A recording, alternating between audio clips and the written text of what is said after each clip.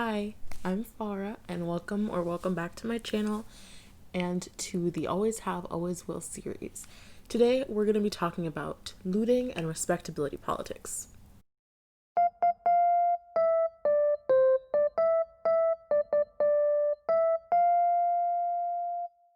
In the wake of recent police and vigilante violence against Black people and Black Lives Matter protesters, several instances of looting and rioting have been reported in the news. In response, there have been a lot of claims that these actions undermine or invalidate the cause, and claims that peaceful protesting is welcome instead, but these claims are disingenuous and ultimately harmful. So I want to talk about the role of looting and rioting, starting with the larger scale effects of these practices, and then zooming in to look at the more individual impact that they can have, and then we'll transition into a discussion of respectability politics.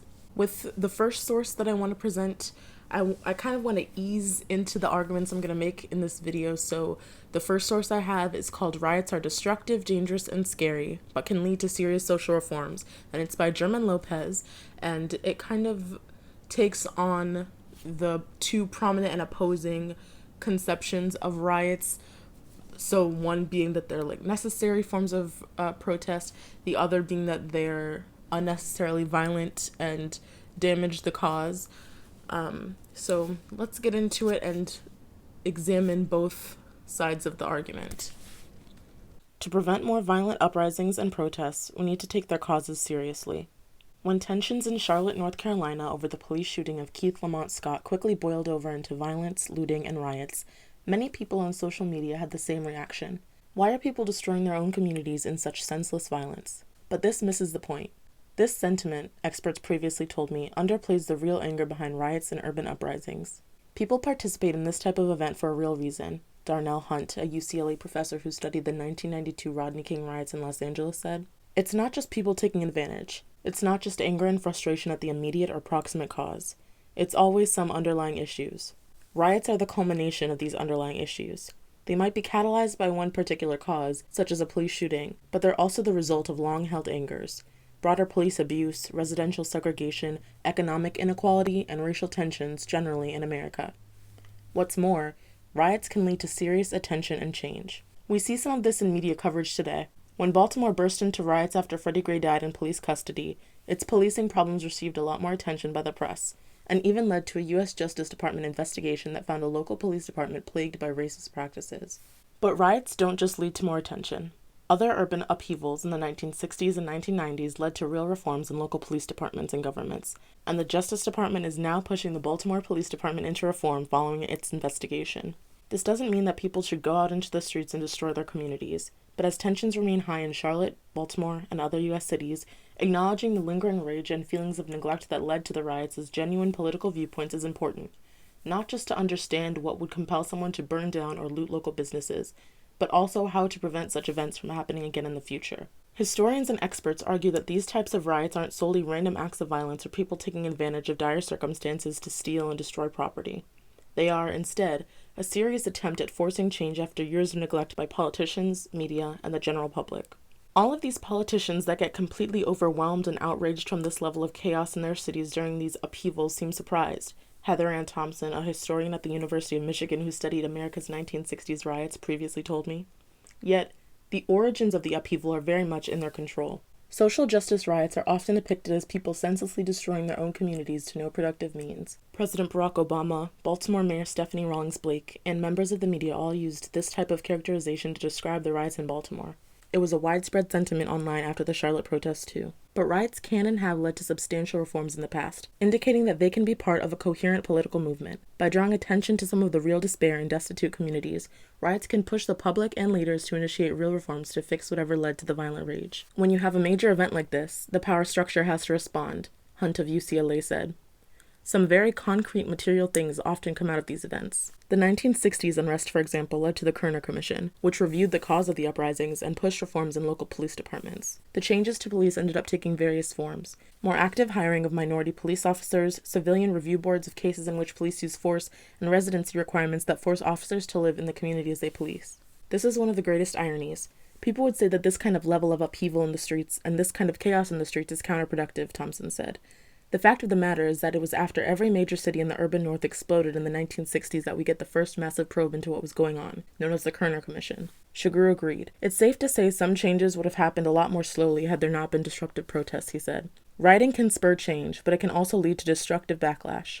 In the immediate aftermath, riots can scare away investment in businesses from riot-torn communities. This is something that remains an issue in West Baltimore, where some buildings are still scarred by the 1968 riots. In the long term, they can also motivate draconian policy changes that emphasize law and order above all else. The tough-on-crime policies enacted in the 1970s through 1990s are mostly attributed to urban decay brought on by suburbanization, a general rise in crime, and increasing drug use. But Thompson and Shagru argue that the backlash to the 1960s riots was also partly to blame. Riots cut both ways, Shagru said. They do give a voice to the voiceless, but they can also lead to consequences that those who are challenging the system don't intend. So after reading this, is rioting the perfect solution? Probably not. My main concern after reading this, though, is the emphasis on law and order that was mentioned, an emphasis that has been used to excuse the actions of people like the McCluskeys, who brandished guns when Black Lives Matter protesters marched past their home and went on to speak at the Republican National Convention, and Kyle Rittenhouse, a 17-year-old who brought a rifle to a Kenosha protest, killing 2 and injuring 1 protester, and has been largely praised for doing what has to be done to maintain law and order. While riots might not be perfect, they often result in attention and reform, which we see in this article. And right now we can't really be worried about perfect. Riots are a way of saying, listen. I'm going to insert some footage of the aftermath of some riots.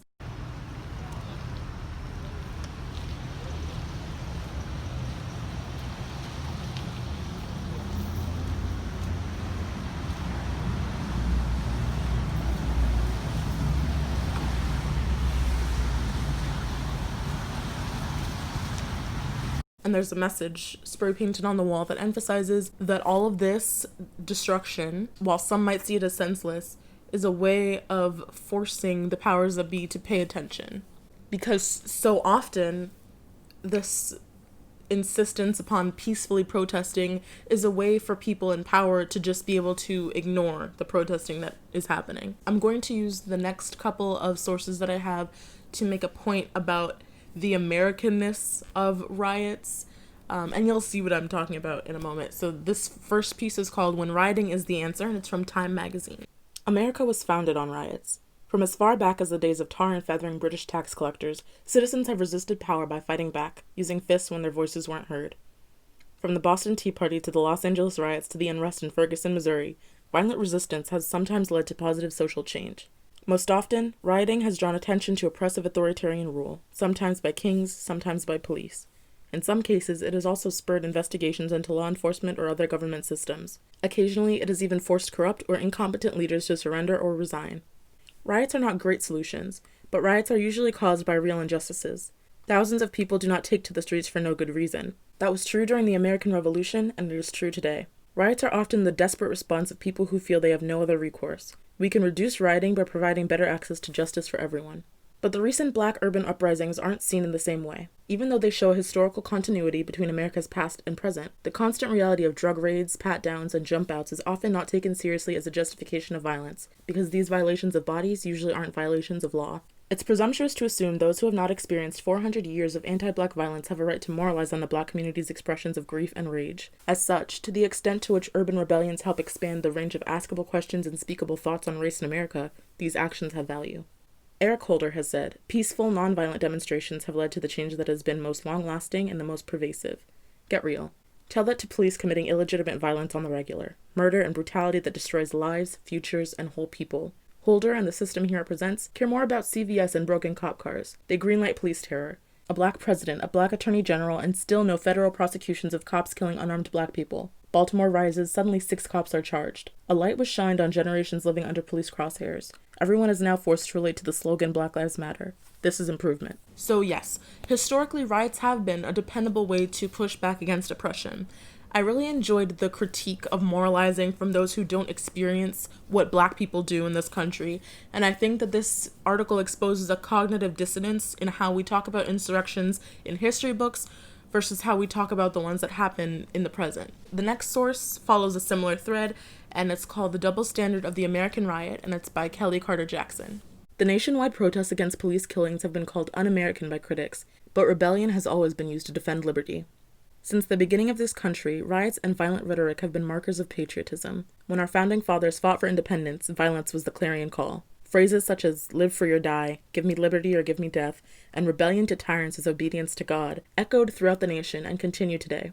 Force and violence have always been used as weapons to defend liberty because, as John Adams once said in reference to the colonist treatment by the British, "we won't be their Negroes."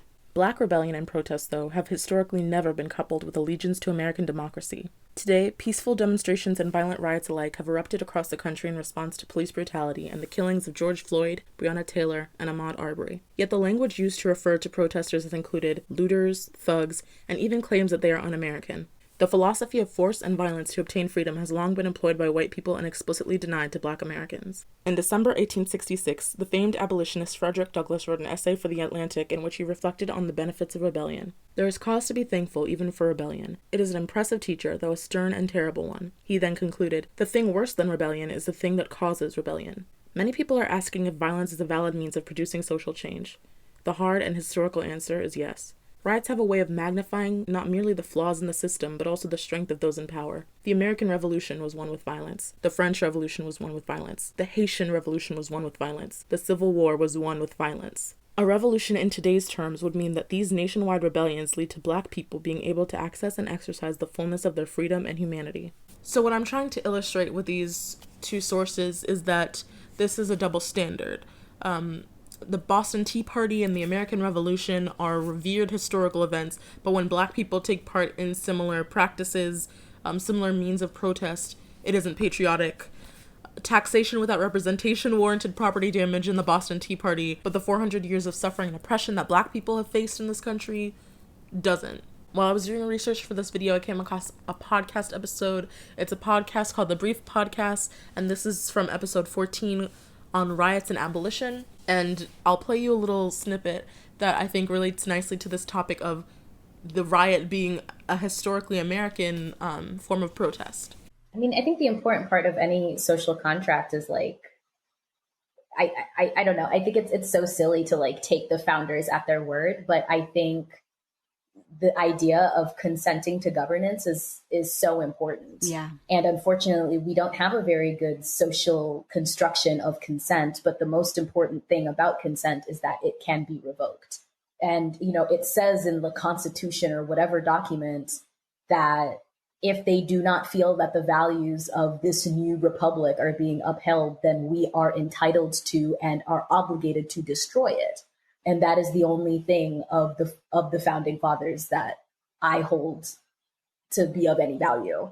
The fact that I am given a mandate as a person who is being governed, that when I do not feel that the governance is just, that I can withdraw my consent to being governed. And I think that that's what we're seeing with the police. Like, people are refusing to recognize and to legitimize the authority of the police. And I'm not going to be like, this is what real patriotism is, because I think that patriotism is like a silly concept. But I think that that's a really exciting kind of power that people are stepping into collectively. Right. The person speaking in that portion of the podcast is named Zoe Samudzi. And I really, I have never honestly heard of a constitutional right to consent to governance. And the what she mentioned, the fact about consent is that it can be revoked. So these are things that are entrenched in the American Constitution.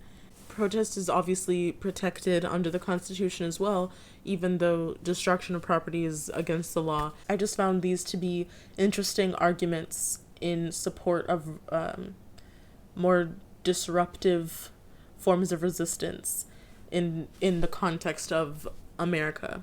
The next piece that I have to show you is called In Defense of Looting by Vicky Osterweil, and this was a really comprehensive source. I would definitely recommend checking this out.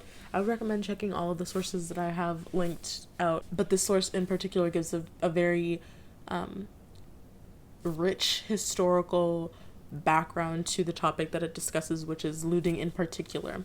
The dominant media is itself a tool of white supremacy. It repeats what the police deliver nearly verbatim and uncritically, even when the police story changes upwards of 9 times, as it has thus far in the Brown killing. The media use phrases like officer-involved shooting and will switch to passive voice when a black man is shot by a white vigilante or a police officer. Shots were fired. Journalists claim that you have to hear both sides in order to privilege the obfuscating reports of the state over the clear voices and testimony of an entire community, members of which witnessed the police murder a teenager in cold blood. The media are more respectful to white serial killers and mass murderers than to unarmed black victims of murder.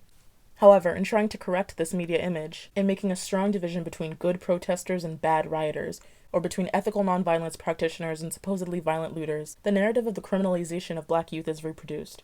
This time it delineates certain kinds of black youth, those who loot versus those who protest. The effect of this discord is hardening a permanent category of criminality on black subjects who produce a supposed crime within the context of a protest. It reproduces racist and white supremacist ideologies, including the tactic of divide and conquer, deeming some unworthy of our solidarity and protection, marking them subtly as legitimate targets of police violence. These days, the police, whose public-facing racism is much more manicured if no less virulent, argue that outside agitators engage in rioting and looting. Meanwhile, police will consistently praise non-violent demonstrators and claim that they want to keep those demonstrators safe.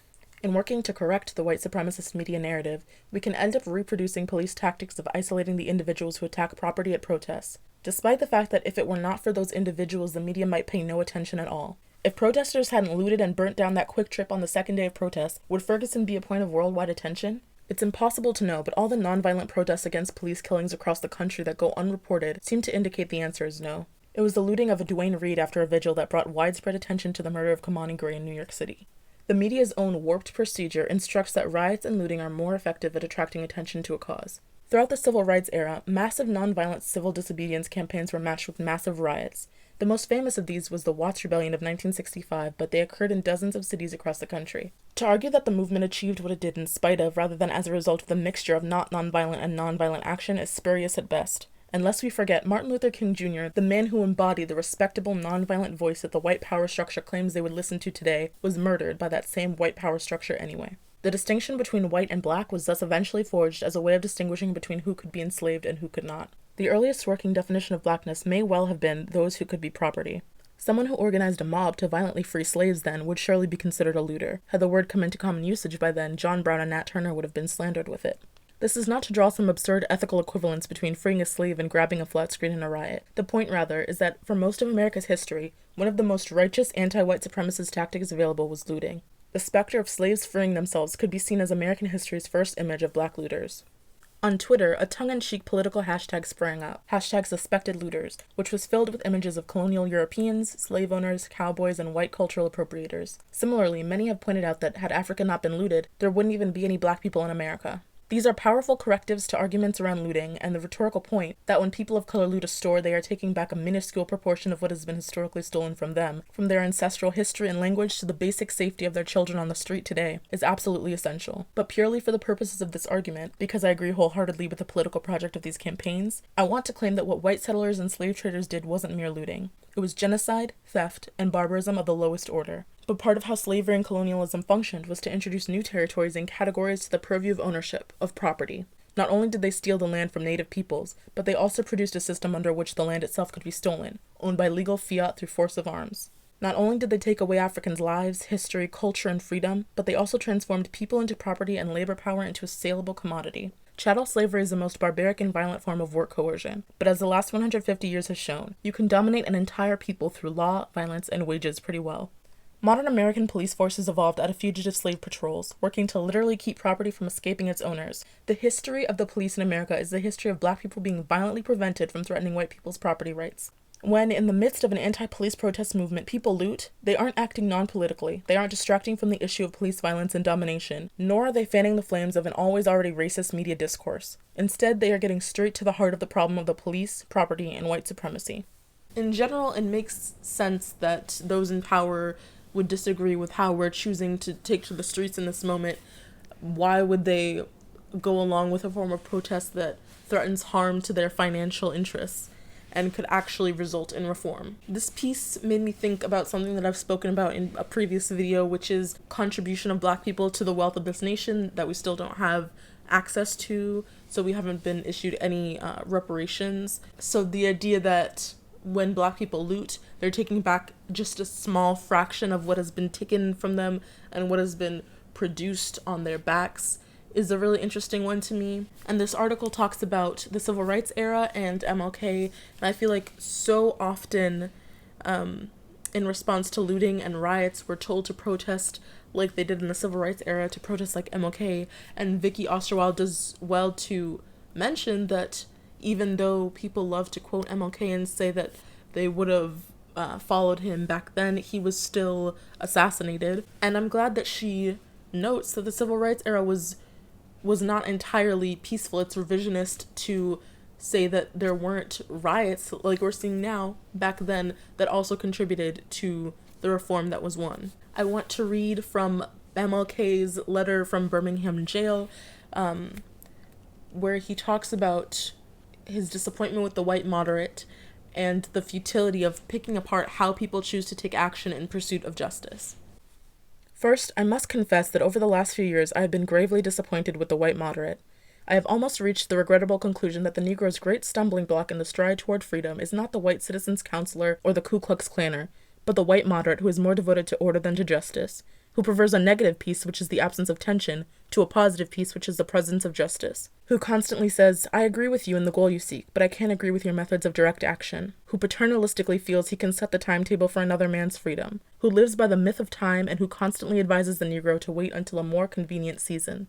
So now that we've gone over the broader contextualizations of looting and rioting in America, I want to talk more about how these things can impact people on an individual level. The first source I want to use to do this is from NBC, and it's called Black Lives Matter holds rally supporting individuals arrested in Chicago looting. I don't care if someone decides to loot a Gucci or a Macy's or a Nike store, because that makes sure that person eats, Ariel Atkins, a BLM organizer, said. That makes sure that person has clothes. That is reparations, Atkins said. Anything they wanted to take, they can take it because these businesses have insurance. So this really gets straight to the point about looting. It's a way to get people what they need, and people are more important than commodities and businesses, which is such an important point that I feel like is obscured in all of this. Like, a Best Buy being broken into is not more egregious than what we're protesting, which is the murder of innocent Black people, or I should say the murder of Black people by police, period. It's also my opinion, I would argue that looting would not happen and could not happen in a society where we are all taken care of. I would argue that rioting would not happen in a society where our right to life was not constantly infringed upon. Legality is not the same as morality, and no matter how strong our economy becomes, we are morally bankrupt if we prioritize private property over human life. Next, I have an article from the Chicago Tribune called What You Need to Know About Black Lives Matter in 10 Questions.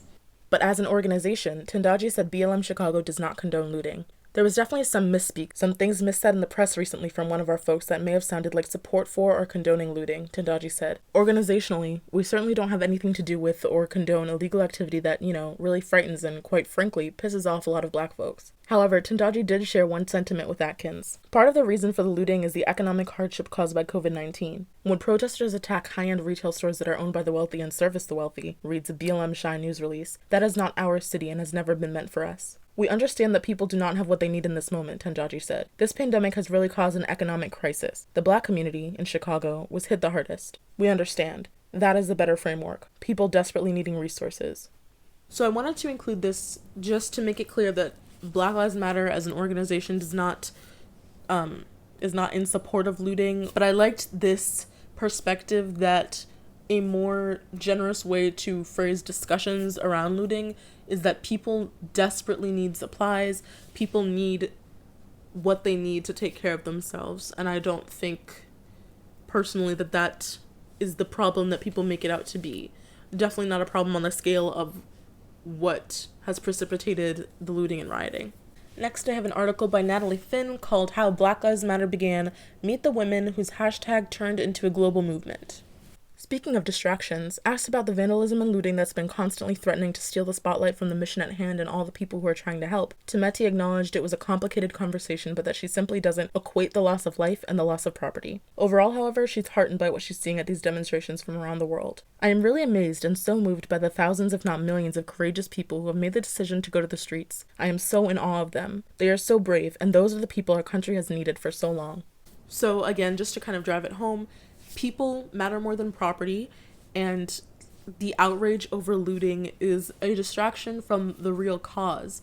I feel like this is oftentimes being talked about more than the real issue itself. Lastly, I want to play you a little clip from a video by Kimberly Nicole Foster of For Harriet called "Looting Should Be the Least of Your Concerns." I want to start by saying that I am not upset by looting, and I'm not upset by riots. I'm upset by the circumstances that precipitate these kinds of uprisings. I know that now the new common narrative is that all of the violence that we're seeing, the property damage, the fires, the looting or whatever, is only Antifa or white people.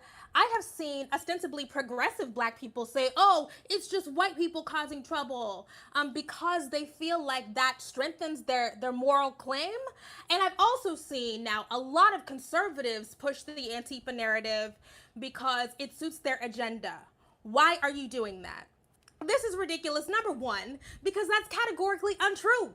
We know it is not just Antifa or white people or white supremacists who are doing the looting. We know that they are not the only person doing the graffiti or whatever. We have many, many Black people on camera doing these things. So why are you trying to push a false narrative? I think that the mistaken narrative that a lot of people who feel like we need to protest in a respectable way, who feel like we need to emphasize this idea of peaceful protest, they feel like we have to prove ourselves worthy of being listened to. But why? Why? It doesn't matter how you protest. The people who have the power to alleviate your suffering will always say that you did it wrong. So agreeing with the construction that peaceful protest is the only way to do it is not going to work for us. It is not going to save Black people's lives, okay? So I just want y'all to understand that being anywhere as a Black person is going to be painted as violence. I like that in this video, Kimberly says that when we try to claim that our people aren't the ones doing the looting, we delegitimize rage that is valid.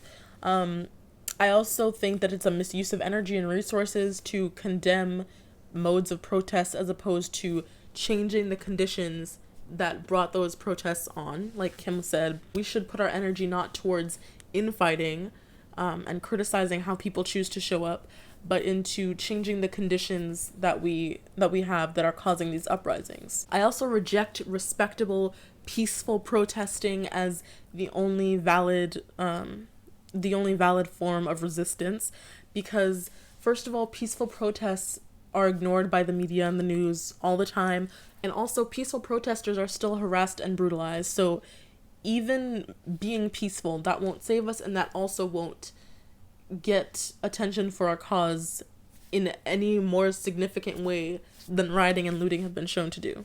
I just also want to take this moment to say that I think it's strange that we use the word violence to describe destruction of property.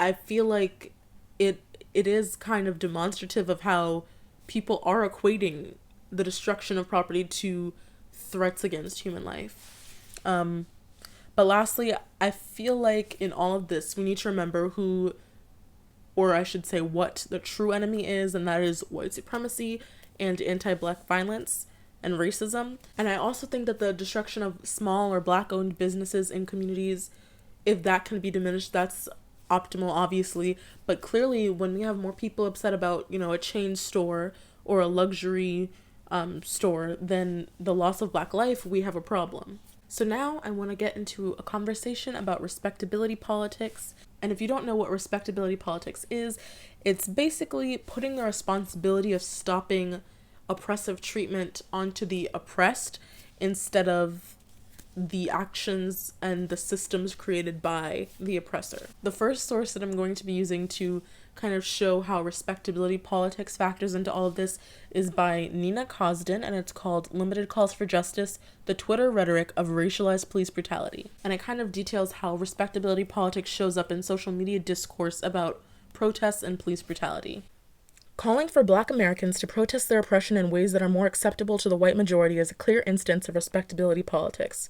Respectability politics put the burden on marginalized communities, arguing that if Black Americans behave better, they will be treated better. Other tweets from right-leaning Twitter that reinforced respectability politics were often in response to videos of police officers beating or tear-gassing protesters, and maintained that it must have been the protesters' fault for not listening to or cooperating with the police. Walter Benjamin would say that government employees should not have the power to enact violence on its citizens to keep them in line, but many people accept that the police were just doing their job. This may be an unsurprising argument coming from conservatives wishing to maintain the status quo, but many white liberals advocating for BLM and social change were inadvertently reinforcing respectability politics as well. While tweeting their strong opposition to police brutality, liberal Twitter users, as exemplified above, often focused their outrage around the innocence of the victim. These tweets emphasized that Breonna Taylor was sleeping when she was murdered by the police, and that's why her death was wrong, or that Elijah McClain's last words were so kind and innocent, and that's why he didn't deserve to be killed. Such rhetoric implies that the police killings of these Black individuals were wrong because of their respectability. It overlooks the fact that it is not the job of the police to act as executioner, and even if Breonna Taylor had fought back, even if Elijah McClain had committed a crime, they still did not deserve to be killed. Tweets that expressed shock at the murder of innocent Black people enforce respectability politics in a very different manner. They expose white Americans' deep-seated belief that respectable Black persons are exempt from police brutality. Liberal whites are able to clearly label the police murders of Breonna Taylor, George Floyd, and Elijah McClain as wrong because of their compliance. But the fatal shooting of Rayshard Brooks, who stole a taser from the police and ran from them, becomes more difficult to classify. Police brutality is so hegemonic that it takes the murder of someone who's objectively innocent to arouse anger, and we forget that police are not supposed to kill guilty people either. Not only are respectability politics offensive, they call for a minority to change itself to appease the majority, but they are a myth. Racially targeted police brutality proves that respectability does not save Black Americans from being murdered. So even if you agree that Black Lives Matter, this piece details how easy it is to fall into the trap of using respectability as a way to try to convince people that police brutality is wrong. And this also exposes how conditioned we all are to believe that if someone has a criminal record, or if they fought back, or if they had a weapon in their car, then they're one of the ones that the police have a right to brutalize. There's a long history of respectability politics in the African American community, so let's dive a little deeper into that. Historically, as a form of resistance to the negative stigmas and caricatures about their morality, African Americans adopted a politics of respectability. Claiming respectability through manners and morality furnished an avenue for African Americans to assert the will and agency to redefine themselves outside the prevailing racist discourses. Although many deployed the politics of respectability as a form of resistance, its ideological nature constituted a deliberate concession to mainstream societal values. The self-imposed adherence to respectability that permeated African American women's lives, as well as African American culture, also later impacted African American activism and the course of scholarship in African American studies. This strict adherence to what is socially deemed respectable has resulted in African American scholars confining their scholarship on African Americans to often the most heroic and the most successful attributes in African American culture. It has also resulted in the proliferation of analyses which can be characterized as culturally defensive, patriarchal, and heterosexist. So as you just heard, this piece kind of demonstrates the function that respectability politics played in African Americans' lives, but also discusses the limitations that it spelled for what they were able to create in academia and in culture, in Black culture.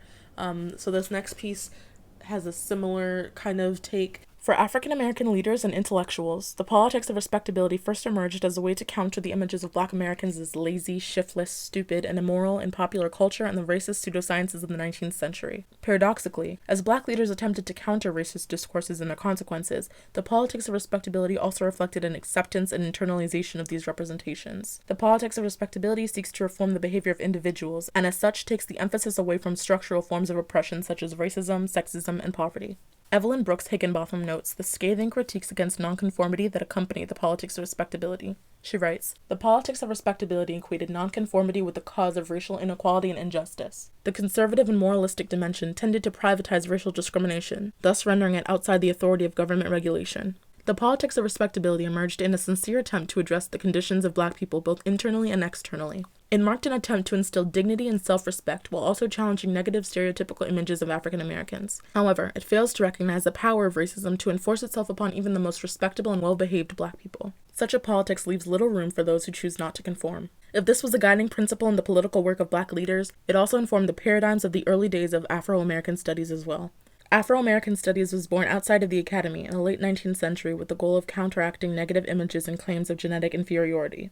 Today, after a century of practicing a politics of respectability, a century of being concerned with presenting positive images of Black life, we have so policed our own intellectual efforts that often we find ourselves caught up with narrow representations that in no way allow for the full complexity and humanity of Black people, particularly Black women. Black popular culture has always been a site that resists the confines of the politics of respectability.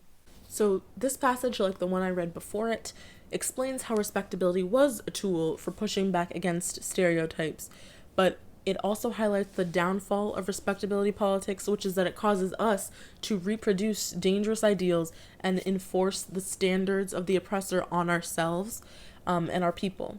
And if we limit ourselves to what the oppressor deems acceptable, then by design, we don't move past the system that the oppressor has created. My next source is called Black Lives Matter and the Paradoxes of U.S. Black Politics, From Democratic Sacrifice to Democratic Repair, and it's by Juliet Hooker. One of the most common critiques of the Black Lives Matter protest movement by white and some Black commentators alike has been its failure to emulate the political exemplarity of the civil rights movement of the 1960s. Contemporary Black Lives Matter protesters have been critiqued for failing to follow the alleged disciplined adherence to nonviolence of earlier anti-racist struggles, for not embodying Black respectability, not adopting a visible hierarchical leadership structure, not formulating clear policy goals, etc. On this reading, white public opinion has not become uniformly mobilized in support of the Black Lives Matter protests against police violence because of the failures of the protesters to make visible to a white audience the reality of an unjust criminal justice system via the willing sacrifice of their innocent, non-resisting bodies to racial violence. If formulations of Black politics as democratic sacrifice create a trap whereby any deviation from submission, respectability, and nonviolence serves to render Black grievances illegitimate, perhaps we should instead consider instances of rioting as a form of democratic redress for Black citizens, even if in and of themselves they cannot transform the prevailing racial order. These instances of violence, which are often viewed as self-destructive, might be productive for Black citizens because they allow for the expression of Black anger and pain, which is otherwise precluded by expectations of Black sacrifice and forgiveness. In his autobiographies, Douglass also suggested that slaves were forced to develop a different relationship to the law. Slaveholders made it almost impossible for the slave to commit any crime, known either to the laws of God or the laws of man. If he stole, he but took his own. If he killed his master, he only imitated the heroes of the Revolution. This fugitive tradition within Black political thought could thus be reclaimed to rescue contemporary Black politics from the strategic dead ends produced by the enshrinement of a romantic narrative of the civil rights movement as an exemplary moment where racial progress was achieved via political activism that fully acquiesced to liberal democratic norms. As Davis has suggested, Black liberation must entail ways of contesting the absolute authority of the law, because the law can and does act to reproduce injustice and inequality. Black politics must thus actively resist the reproduction of mass incarceration and the looting of Black communities by the state via the criminalization of Black lives, in addition to exposing and condemning police violence. The rejection of the politics of respectability and insistence that all Black lives matter by the Black Lives Matter protesters, for example, point toward a more radical critique of the carceral state that rejects the distinction between law-abiding middle-class Black citizens and already criminalized Black thugs in urban ghettos. So as this piece emphasizes, drawing lines to indicate which Black people deserve to be treated like people is not useful. We need an approach that focuses on radically changing existing systems or starting completely from scratch, as opposed to telling people that the way that they've chosen to protest is not respectable enough. In a college course that I took on Black women in U.S. history, we learned about the rich history of Black club women who were basically able to elevate the status of Black women and lobby for a lot of different social issues that affected Black women. And that community of club women used respectability politics to achieve what they did. And so I want to kind of talk about the nuance that exists there and the role that respectability politics played for Black club women. So this next piece is called African American Women and Their Communities in the 20th Century, The Foundation and Future of Black Women Studies by Darlene Clark Hine. African American women structured community life around a cluster of essential institutions: families, churches, clubs, hospitals, and health clinics, linked inextricably to social service reform activism. Black women created and sustained a culture of social reform struggle, often acting as bridge leaders between myriad communities and their diverse constituencies to meld overlapping networks of core civic and social institutions in order to ensure personal and communal survival and achieve significant social reforms. Black communities had to be built from the inside out. In her 1892 proto-feminist text, Voice of the South, educator Anna Julia Cooper declared that Black women were the fundamental agency under God in the regeneration of the race, as well as the groundwork and starting point of its progress upward. Black women, whether engaged in professional or domestic work, or operating simply as members of working-class families full of aspiration for middle-class status, played essential roles in the community-building process. They improvised and shared in a continuously evolving Black women's culture of sacrifice and creative service to ensure individual and collective survival. This Black women's culture was characterized by beliefs in economic nationalism and adherence to the politics of respectability. But as the needs and circumstances changed in particular communities at specific moments, so too did Black women's consciousness. They developed innovative strategies of political engagement and community mobilization, and remained demonstrably committed to improving the welfare and enlarging opportunity structures for the people with whom they identified, represented, and served. This piece really focuses on respectability as a way for 20th century Black women to prove that they could be socially responsible and demand that their bodies be protected and state that they expect the same rights and privileges as any other full citizen. So obviously at one point respectability politics did serve a role for the Black community, specifically Black women. So I want to explore the nuance of this a little bit more with some passages from Duty of the True Race Woman by Dr. Brittany Cooper, in which she discusses her book. It's called Beyond Respectability. Now certainly, Lucy Laney's call for intellectual Black women to be people of nobility, refinement, and culture betrayed troubling elements of an emerging respectability politic that shaped the entrance of all Black women onto the public platform. It goes without saying that to talk about early Black women public intellectuals is to talk about a class of elite women with unprecedented educational access. But in our contemporary feminist critiques of respectability and elitist class politics, often we do not acknowledge the sexual vulnerability that animated these women's calls for refinement. In the historical moment wherein Black women were forced to adjudicate their moral rectitude in public, the sexual and gender policing at the center of their calls for respectability, conservative as they are, emerge as a reasonable, though not particularly laudable, approach to protecting the sanctity of Black women's bodies. Moreover, these calls for respectability were meant to serve as a guard against white male sexual objectification. Part of the work of cultivating the public platform as a site for Black women to stand was making the space as safe as possible for Black women's physical bodies, which would be publicly on display. Black female leaders theorized the public platform as a site for community transformation via the dispensation of useful knowledge that they themselves helped produce. That required them to put their bodies on the line and to confront the very kinds of troubling discourses about their sexual promiscuity that shaped how public audiences would perceive them. Beyond Respectability makes a critical intellectual pivot toward viewing the NACW as its own school of thought, because such a move makes the NACW visible as a key intellectual site in which race women theorize notions of both gender and sexuality. Much of the scholarship on race women has focused so much on the unsavory nature of the class politics that elite and aspiring Blacks sought to impose on their counterparts, without fully examining how respectability ideology provided a foundation for articulating what a Black woman or Black man actually was. For instance, E. Francis White's groundbreaking book, Dark Continent of Our Bodies, Black Feminism and the Politics of Respectability, first turned our attention to what she termed the double-edged nature of the politics of respectability. She noted that while Black club and church women used respectability as a discourse of resistance, their investment in social propriety often unwittingly authorized negative stereotypes about Black people. Scholars of Black women's history have read the NACW as the primary location for the creation and dispensation of the ideologies of respectability and dissemblance. However, Beyond Respectability joins a growing body of critical work in Black women's history and literary studies that seeks to complicate the narrative of the politics of respectability among Black women. Susanna Morris has pointed to what she calls the paradox of respectability, a desire to achieve respectability in the face of racist denigrations of Black humanity, while being confronted over and over again not only with the way that structures of power hold respectability out of reach for many Black people in the United States, but also its limits as a strategy for achieving freedom. That gender system made Black women's and men's lives legible as humans rather than as chattel, and has subsequently created deep affective investments in Black communities over the last 150 years. Thus, we cannot only see respectability politics as a problematic mode of articulating class identity, though it certainly is that. It is also a complicated, contingent, and rightfully contested mode of articulating Black gender identity vis-a-vis the social resuscitation of Black women's sexual morality.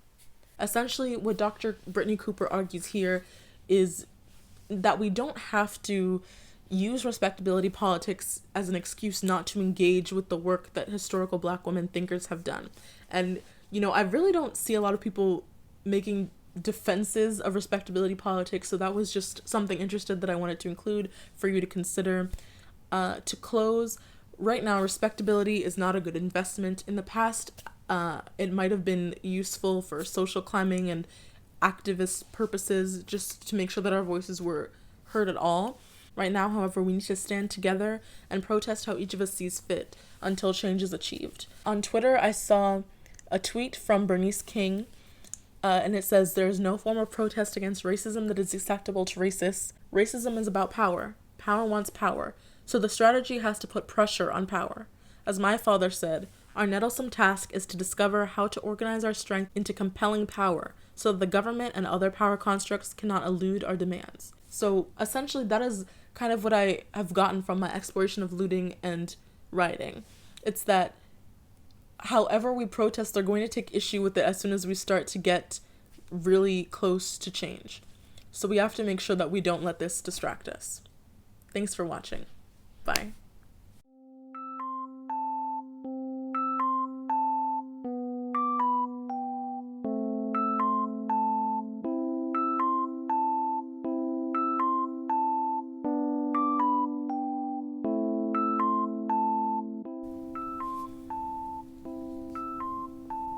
Several. The riots are kind of like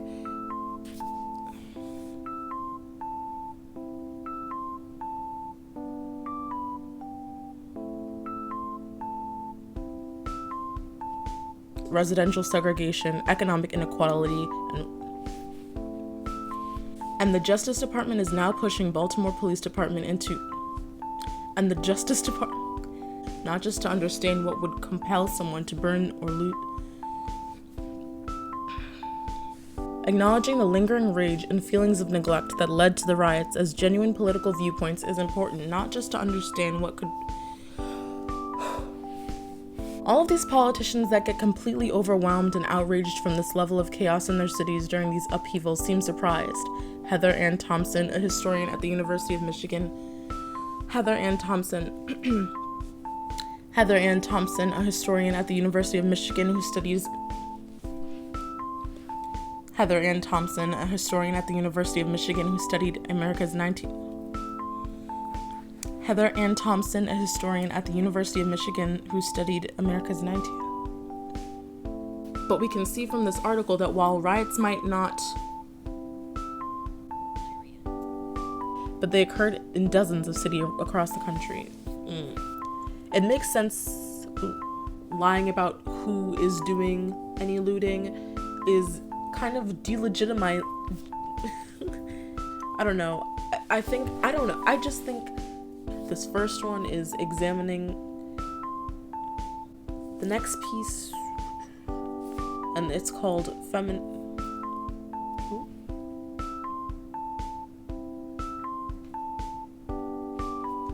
Am I too loud? Okay.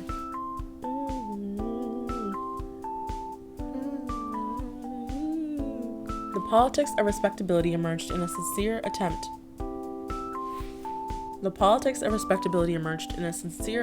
to address, oh my lord, has been its failure to emulate the political exemplarity